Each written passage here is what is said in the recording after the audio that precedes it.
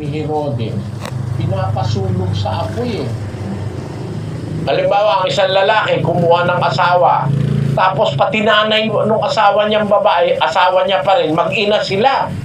Pinapasunog sa apoy, kapwa sila eh. 3 sila. Halimbawa, yung nanay at saka yung anak eh, kumumporming dalawa sila na asawa ng isang lalaki, susunugin yung lalaki, susunugin pati yung mag-ina. Yun ang pag-break ng relation na illicit o mali sa harapan ng Diyos sa panahong Israelita. Wala naman tayo ngayon sa panahong Israelita, masama na yung hindi na pinahintulot ng batas ng tao, sunugin mo yung nagkakasala, no? Kaya ang magbe-break nun, ikaw na lang. Ngayon, ang tanong mo sa akin, ano ang pinakamagandang dahilan para makipag-break? Wala nang pinakamagandang dahilan, kundi yung sinabi mo, kapatid. Mali yung relasyon eh. Di ba sabi mo, ano ang pinakamagandang dahilan para makipag-break sa isang relasyon na alam mong mali? The mere fact na alam mong mali, dapat putulin mo na agad. Kung ang isang relasyon ay mali. Hindi kasi maitutuwid pagka ang relasyon ay mali. Kaya lang, ang aking doubt kung halimbawa ang relasyon ay meron nang naging bunga, nagkaanak na, dapat hindi mo lang basta puputulin. Kailangan titingnan mo rin yung iyong responsibilidad na yung anak mo na naging anak mo sa pagkakasala ay malingap mo naman, masustentuhan mo. Basahin natin ang 5:8 ng unang Timoteo. Datapwat kung ang sino man ay hindi nagkakandili sa mga sariling kanya, lalong-lalo na sa kaniyang sariling sangbahayan, ay tumanggi siya sa pananampalataya at lalong masama kaysa hindi sumasampalataya. Pagka pala hindi mo kinakandili yung sariling iyo, lalo na yung sambahayan mo, pamilya mo, masama pala sa Diyos yun. Mas masama pa sa kaysa hindi sumasampalataya.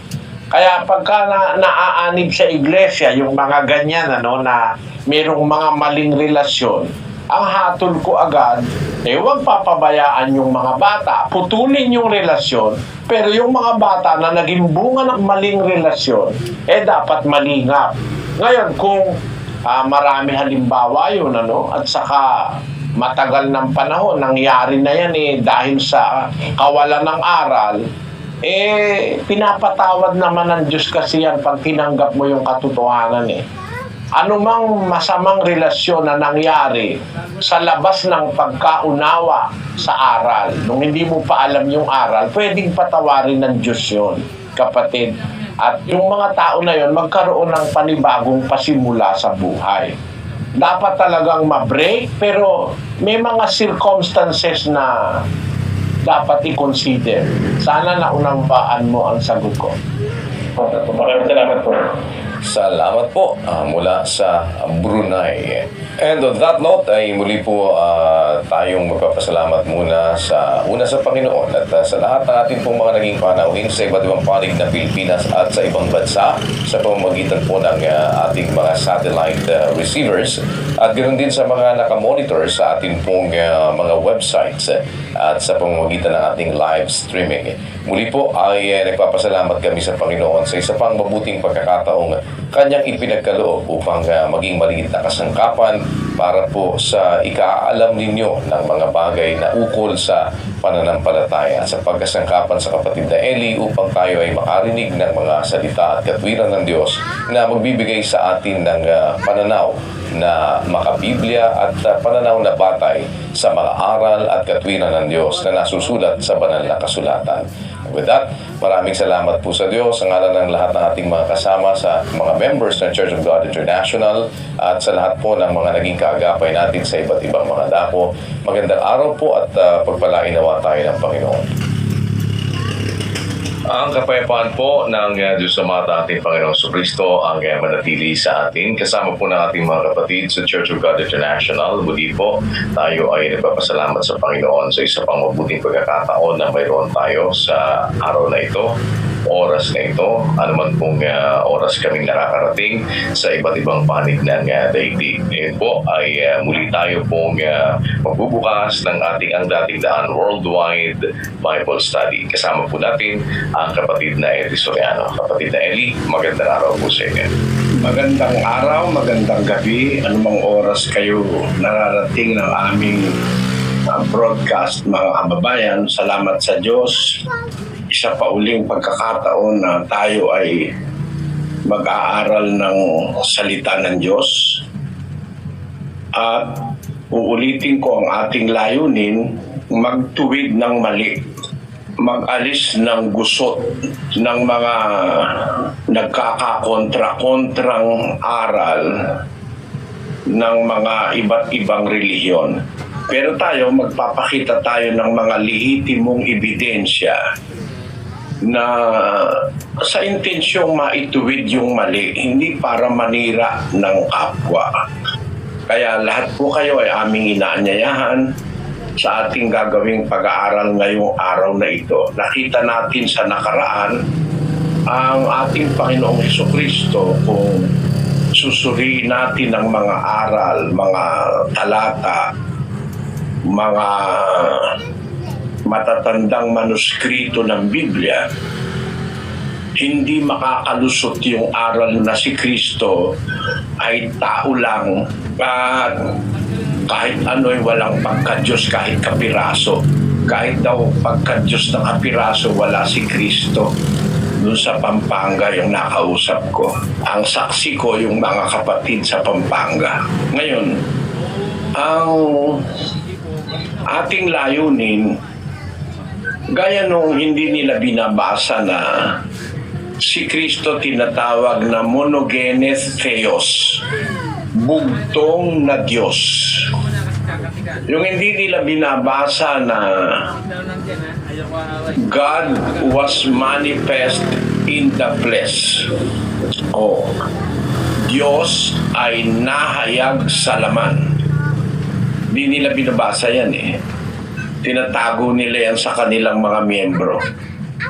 Bawal magbasa ng Biblia ang miyembro. Tanungin nyo yung matatandang miyembro. Kasi pag nagbasa kayo ng Biblia, makaka-encounter kayo ng mga talata na mag-aano sa inyo, magbubukas ng inyong kaisipan para magduda. Pero maraming panghihilot na ginagawa sila para palabasin si Kristo ay tao. Ang nakakapagtaka sa isang nag-iisip, sabi nila, iisa lang ang Diyos. Isang-isa lang. Hindi nila sinasabi yung konsekwensya at panahon at sitwasyon kung ba't sinabing isa ang Diyos. Basta isa ang Diyos, kaya si Kristo papatak tao. Sabi ko nga, kung isa ang Diyos, ang Espiritu Santo ano? Hindi Diyos. Ba't hindi nyo sinasabing tao? O hindi nyo sinasabing ang Espiritu Santo ay anghel? Wala silang definite na aral sa person ng Holy Spirit. Kasi kung makatwiran ng pagsusuri, dapat meron kayong stand kung ano ang Holy Spirit. Anong klase siyang espiritu? Meron ba siyang divinity o pagka-Diyos? O theotes? O wala? Ano stand sa Espiritu Santo? Mag-isip kayo kung ano stand ninyo. Bakit pagdating kay Kristo, como isa lang ang Diyos, tao na si Kristo? Ba't hindi ba pwedeng si Kristo maging anghel o maging anuman na hindi lang tao basta? Kasi ganun ang takbo ng thinking ng mga miyembrong naturuan ng mga pastor. Kung ang Diyos isa lang, kaya tao si Kristo, bakit kung ang Diyos isa lang, ano ang Espiritu Santo at ano siyang klaseng espiritu? Siya ba'y saan ibibilang na espiritu? Siya ba'y Diyos o ano pa? O anghel o ano pa? Isa pa, mga kababayan, bakit hindi binabasa na ang Diyos nanganak? Ikaw ay aking anak. Sa araw na ito, if ipinanganak kita. Yung salitang ipinanganak doon, hindi ipinanganak sa bunganga. Hindi ipinanganak na salita lang. Hindi ganon. Yung salitang ginamit na ipinanganak kita, yung act of, parang act ng panganganak ng isang babae nang galing sa kanya. Yung salitang yaulad, to bear young, causatively to beget. Ipinanganak kita.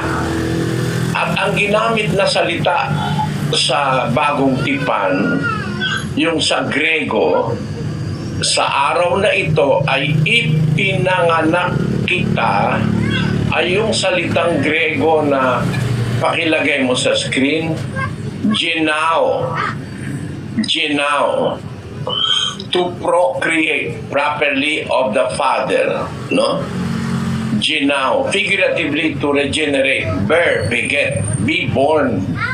Yung salitang Hebreo na yaulad at yung salitang Grego na genao ay magkasinonimo ng kahulugan. Bakit hindi yan pinapaliwanag na ang nanganak, ang ama, meron siyang ipinanganak? Ikaw ay aking anak. Sa araw na ito, ipinanganak kita. Thou art my son. This day have I begotten thee. 2:7 ng awit. No? Hebreo 5:5. Ang daing talata Tapos Hebreo 1:4 hanggang 6. Yang makikita nyo yung mga talata na yan na talagang nanganak ang ama. Pero pinag-ukulan ba yan ng pansin? O sumangguni man lang ba sa matatandang kasulatan? Para wag nang pag-ukulan ng pansin, para wag nang mabuko. No? Yun namang mga scholar daw nila, bakit naman kaya kung totoo kayo sa puso nyo na kumikilala kayo sa salita ng Diyos, ba't wala kayong pag-aaral na ginawa dito sa salitang ipinanganak kita, sabi ng Ama. Sa araw na ito, ipinanganak kita. Ngayon, ba't hindi nyo pinag-ukulan yan ng pagsusuri?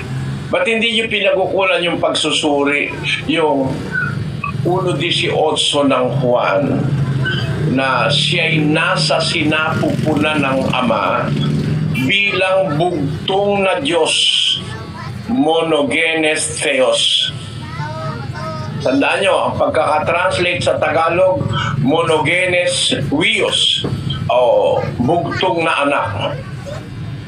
Pero ang nasa mga manuskrito ay monogenes Theos. Bakit hindi pinag-ukulan ng pansin? Sa Hiligay nun din gano'n ang pagkakatranslate. Lagay mo nga yung Hiligay nun.